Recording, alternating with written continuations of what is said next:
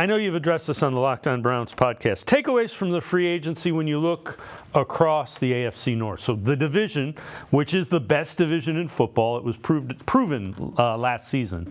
What do you think takeaways from free agency? Well, when you look at some of these other teams, they still have starting positions open. The Baltimore Ravens have a couple of offensive lineman openings.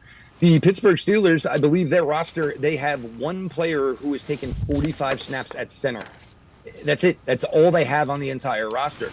So it's great you went out and addressed the quarterback, position, but that is obviously a glaring weakness. Cincinnati, DJ Reader, and was probably one of the best players in the AFC North for the last couple of seasons. His name should certainly deserve to be up there with the Cam Haywards of the division. Him getting hurt, him not staying in Cincinnati is a huge, tremendous hole to fill.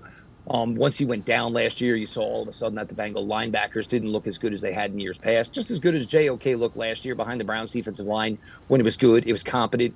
You saw the linebacker emerge. You saw the Bengals linebackers kind of fall behind a little bit when they did not have that great presence in front of them. There is still the whole T. Higgins situation that needs to be worked out. It looks like the Bengals are going to be without their number 2 and number 3 wide receiver from 2023. So that'll be, a transition as guys are going to get a larger amount of targets, playing time for the Bengals.